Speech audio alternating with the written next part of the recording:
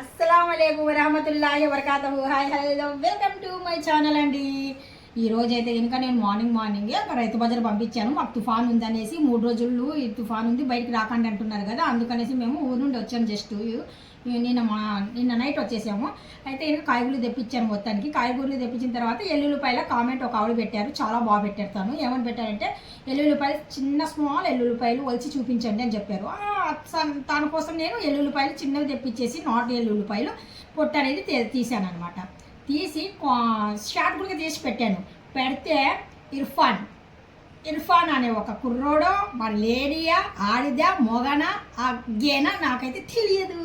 అయితే కనుక ఏ కామెంట్ పెట్టినా కానీ సరే చూడండి, నేను చేసే పనులకు అంత వ్యతిరేకంగా కామెంట్ పెడుతున్నాడు. అదే పనిగా ఖాళీగా ఉన్నాడో ఏంటో మరి పని పాట లేకుండా నాకు అర్థం కావడం లేదు. నా వీడియోలు బాగా తెగ చూసేస్తున్నాడు ఇర్ఫాను.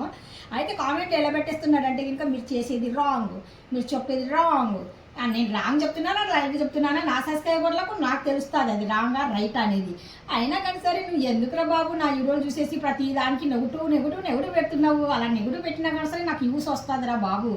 నువ్వు ఒక్కసారి ఆలోచించు. నీకు నాకు ఏమన్నా ఉంటే కనుక డైరెక్ట్గా వచ్చి కూర్చొని మాట్లాడుకుంటాము, సరేనా? ఇలా కామెంట్లలో నువ్వు ఏదో నేను చీరేస్తున్నాను అనుకుంటే ఇంకా అది చాలా తప్పురా బాబు. నన్ను ప్రేమించే వాళ్ళు, నన్ను అభిమానం చేసేటోళ్ళు, నన్ను బాగా ఇష్టపడేటోళ్ళు బోల్డ్ మంది ఉన్నారు. 12,000 సబ్స్క్రైబర్లు.